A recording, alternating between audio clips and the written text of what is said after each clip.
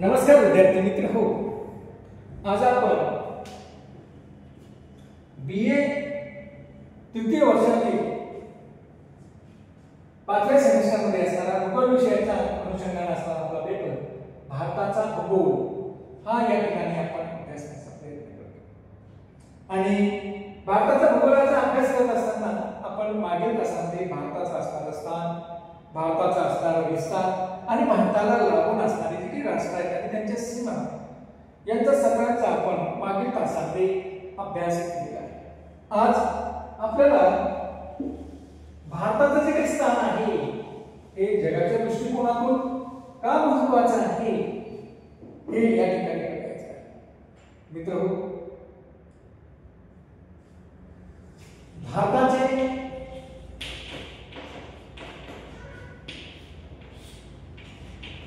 जगाच्या दृष्टीने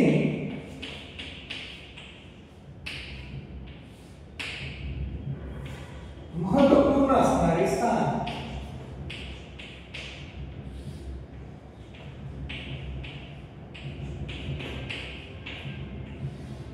जगाच्या दृष्टिकोनातून भारताचं स्थान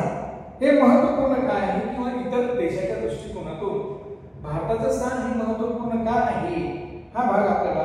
या ठिकाणी बघायचा आहे। मित्रहो, या ठिकाणी आपण जर बघितलं तर आपल्याला असं दिसतं की हा संपूर्ण इंडियन ओशन म्हणजे हिंदी महासागराचा भाग आहे आणि हिंदी महासागराच्या उत्तरेला आशिया खंडाच्या दक्षिणेला हा भारत वसलेला आहे किंवा भारत हे राष्ट्र या ठिकाणी असलेला आपल्याला दिसतो। म्हणजे भारताचं स्थान जर आपण बघितलं तर अगदी हिंदी महासागराच्या उत्तर भागामध्ये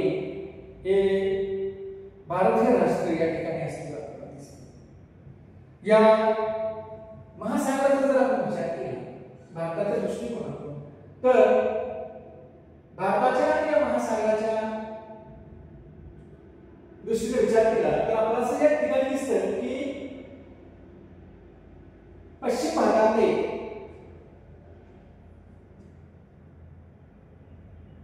आणि उत्तर भागामध्ये असं भारताच्या पश्चिम आणि उत्तर भागामध्ये जर आपण बघितलं तर या ठिकाणी वेगवेगळी राष्ट्र असलेली आपल्याला दिसतात की जी राष्ट्र खनिज तेलाने समृद्ध आहे अशी राष्ट्र ज्यामध्ये सौदी अरेबिया असेल, इराण आहे, पाकिस्तान आहे, यासारखे राष्ट्र हे प्रामुख्याने या उत्तर पश्चिम भागामध्ये आपल्याला असलेले दिसतात। त्याचबरोबर पश्चिम भागाचा जर आपण विचार केला तर एक आफ्रिका खंडासारखा मोठा खंड या हिंदी महासागराच्या पश्चिम भागामध्ये असलेला आपल्याला दिसतो। तसंच पूर्व भागाचा जर आपण विचार केला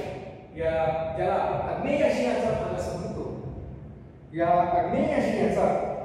किंवा पूर्व भागाचा जर आपण विचार केला तर त्यामध्ये मलेशिया, इंडोनेशिया यासारखी राष्ट्रे आपल्याला या ठिकाणी असलेली आपल्याला दिसून येतात। तर दक्षिण भागामध्ये या साधारणतः पश्चिम दक्षिण भागामध्ये या ठिकाणी ऑस्ट्रेलिया सारखं राष्ट्र या ठिकाणी असलेलं आपल्याला दिसतं। मित्रहो,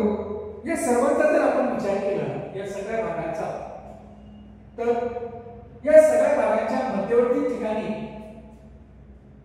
भारताचं स्थान आहे। या सर्व राष्ट्रांच्या मध्यवर्ती ठिकाणी भारताचं स्थान आहे आणि भारताचं स्थान आहे तसंच भारताच्या दोन्ही बाजूला जर विचार केला की पूर्व बाजूला आणि पश्चिम बाजूला जर जायचं असेल तरी भारतामध्ये विकसित अशी बंदरं या ठिकाणी आहेत। जलमार्गाने जर आपल्याला प्रवास करायचा असेल तर विकसित अशी बंदरं या ठिकाणी आहे आणि त्यामुळेच मित्र आपण जर बघितलं तर या खाली देशाशी आपल्याला जर व्यापार करायचा असेल तर पश्चिम मार्गाने आपण सहजतेने या देशाशी आपण व्यापार करू शकतो किंवा आफ्रिका खंडातील देशांशी जर आपल्याला व्यापार करायचा असेल तरी देखील आफ्रिका खंडातील देशांशी या पश्चिम किनारपट्टीच्या अनुषंगाने अरबी समुद्रातून म्हणजे हिंदी महासागराच्या या भागातून आपण या ठिकाणी सहज प्रवास करू शकतो। तसंच जर आपल्याला पश्चिम दक्षिण भागामध्ये ऑस्ट्रेलियाशी जर व्यापार करायचा असेल किंवा आग्नेय आशियातील जे काही राष्ट्र आहेत या राष्ट्राशी जरी व्यापार करायचा असेल तर या पूर्व भागातील असणारे जे काही बंदर आहेत ही जलवाहतुकीच्या अनुषंगाने अनुकूल ठरलेली आपल्याला दिसतात आणि त्यामुळे भारताचं स्थान जे काही आहे हे मध्यवर्ती आहे या सर्व राष्ट्रांच्या अनुषंगाने आणि म्हणून इतर देशाच्या संदर्भामध्ये जगाच्या संदर्भामध्ये व्यापारी दृष्टिकोनातून भारत हे एक महत्त्वपूर्ण आणि त्याला लाभलेलं स्थान हे देखील तितकंच महत्त्वपूर्ण या ठिकाणी ठरलेलं आपल्याला दिसून येते। मित्र साधारणतः आपल्याला असं म्हणावं लागेल की 1865 मध्ये या आपल्या समुद्राच्या अनुषंगाने या ठिकाणी सुएझ कालवा या ठिकाणी निर्माण झाला आणि 1865 मध्ये हा सुएझ कालवा निर्माण झाल्यामुळे बघा भारताच्या स्थानाला अजून जास्त महत्त्व या ठिकाणी प्राप्त झालेलं आपल्याला दिसतं। कारण भारताचा व्यापार किंवा युरोपियन राष्ट्रांचा व्यापार आता सहजतेने भारताशी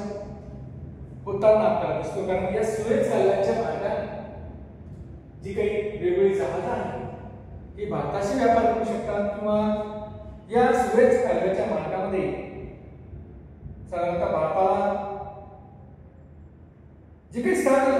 मिळालेलं आहे एक महत्त्वपूर्ण स्थान या ठिकाणी या युरोपच्या दृष्टिकोनातून या ठिकाणी मिळालेलं आहे कारण युरोपमध्ये अधिकाधिक राष्ट्र ही विकसित राष्ट्र आहेत आणि या विकसित राष्ट्रातून निश्चितच वेगवेगळ्या प्रकारची जी काही मालाची वाहतूक असेल ही सहजतेने या ठिकाणी भारताच्या संदर्भामध्ये केली जाऊ शकते। अगोदरच्या काळामध्ये काय व्हायचं की भारताला जर युरोपशी व्यापार करायचा असेल तर या ठिकाणी असणाऱ्या केप ऑफ गुड होप या लावासा घालून अशा पद्धतीने व्यापार करावा लागत होता परंतु सुएझ कालव्यामुळे तो एक फायदा भारताला एक महत्त्वपूर्ण स्थान लाभण्यासाठी झालेला आपल्याला दिसून येतो कारण सुएझ कालव्याचा फायदा हा इतर राष्ट्राबरोबरच भारताला देखील झालेला आपल्याला दिसतो। त्यामुळे भारत हे जगाच्या दृष्टिकोनातून देखील व्यापारी मार्गामध्ये मध्यवर्ती ठिकाण असल्यामुळे अत्याधिक फायदा झालेला आपल्याला दिसून येतो। तर मित्रहो याबरोबरच जर आपण बघितलं तर अति प्राचीन काळापासून देखील भारताचा व्यापार आणि सांस्कृतिक संबंध हा इतर देशांशी आहे। साधारणतः आपण पाहतोय की आपल्याकडे इंग्रज, डच, पोर्तुगीज हे वेगळे रोमन हे वेगवेगळे असणारे युरोपातील देश हे भारतामध्ये व्यापाराच्या दृष्टिकोनातून आलेले आपल्याला दिसतात। म्हणजे अगदी सुरुवात जुन्या काळापासून देखील भारतामध्ये एक व्यापार आणि सांस्कृतिक दृष्टिकोनातून भारताचं असणारं स्थान हे महत्त्वपूर्ण ठरलेलं आपल्याला दिसून येतं। तसंच आपण पाहतोय की हिंदी महासागराच्या सीमावर्ती देशांच्या मानाने हिंदी महासागरामध्ये जे वेगवेगळे सीमावर्ती देश आहेत यांच्या मानाने भारताला एक मध्यवर्ती ठिकाण लाभलेलं आहे आणि मध्यवर्ती ठिकाण लाभल्यामुळेच युद्ध असेल किंवा व्यापार असेल जे ज्याला आपण सामरिक दृष्टिकोनातून असं म्हणतो युद्ध असेल किंवा व्यापार असेल यामुळे भारत हे एक महत्त्वपूर्ण राष्ट्र इतर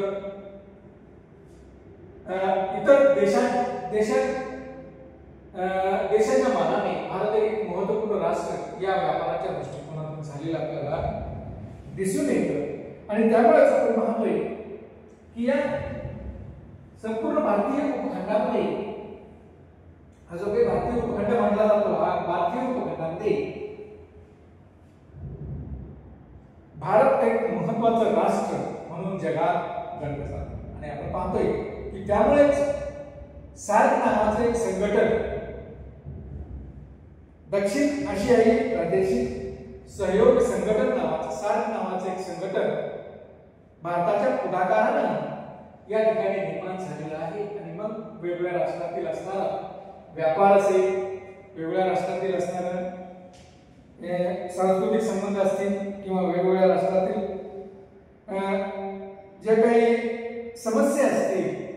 कुपोषण असेल, निरक्षरता असेल, दारिद्र्य असेल, हे सर्व सोडवण्याचा प्रयत्न ही सर्व राष्ट्र भारताच्या पुढाकारामुळेच या ठिकाणी सार्क नावाच्या संघटनातून या ठिकाणी आपल्याला साधलेलं दिसून येतं आणि म्हणूनच भारताला या आशिया खंडाच्या माध्यमातून असेल किंवा संपूर्ण इतर देशाच्या मानाने संपूर्ण जगामध्ये एक महत्त्वपूर्ण स्थान लाभलेलं आपल्याला म्हणता येईल. तर मित्रहो, आजच्या तासामध्ये भारताचं स्थान किती महत्त्वाचं आहे जगाच्या दृष्टिकोनातून हे आपण बघितलेलं आहे. धन्यवाद.